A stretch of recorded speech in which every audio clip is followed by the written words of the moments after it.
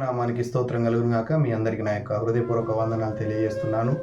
చూస్తుండగానే మనం good Friday దగ్గరికి వచ్చేసాము. యేసుక్రీస్తు వారి శిలువలో పలికినటువంటి మాటలను మనం ధ్యానం చేసుకోబోతున్నాం. అయితే ముందుగా యేసుక్రీస్తు వారు శిలువలో పలికినటువంటి 7 మాటలను మనం ఒకసారి బైబిల్ గ్రంథంలో దాని యొక్క వచనాలతో సహా చూద్దాము.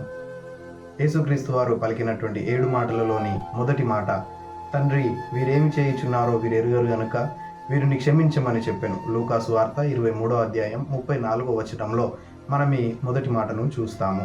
యేసుక్రీస్తు వారు శిలువలో పలికినటువంటి 2వ మాట, నేడు నువ్వు నాతో కూడా పరదేశంలో ఉండు అని నీతో నిశ్చయముగా చెప్పుచున్నాను నేను. లూకాసు వార్త 23వ అధ్యాయము 42వ వచనంలో మనం ఈ మాటను చూస్తాం.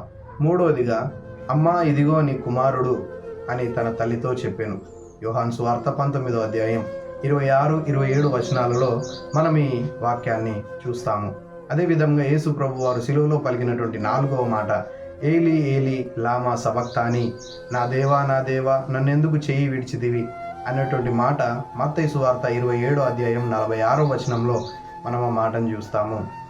యేసుక్రీస్తు వారు పలికినటువంటి 7 మాటలలో 5వ మాట, నేను దప్పికొనుచున్నాను. యోహాను సువార్త 19వ అధ్యాయం 28వ వచనంలో మనం ఈ యొక్క మాటను చూస్తాం. అయితే ఇంగ్లీష్లో అతి చిన్న మాటగా ఇది పేర్కొనబడింది. ఐ థర్స్ట్ అని మాత్రమే అక్కడ ఉంటుంది. అదేవిధంగా 6వ మాట, యేసుక్రీస్తు వారి శిలువలో పలికినటువంటి 6వ మాట, సమాప్తమైనది. యోహాను సువార్త 19వ అధ్యాయం 30వ వచనంలో మనం ఈ మాటను చూస్తాము.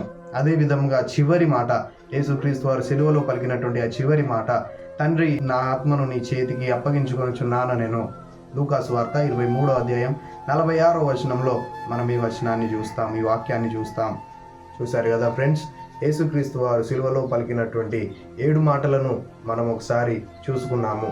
మరి ఒకసారి మీరందరూ ఈ మాటలను విని యేసుక్రీస్తు వారి యొక్క శిలువ ధ్యానాలను జాగ్రత్తగా పరిశీలించి ధ్యానం చేయాలని మనవి చేస్తూ మీ అందరికీ నా యొక్క వందనాలు. Thank you.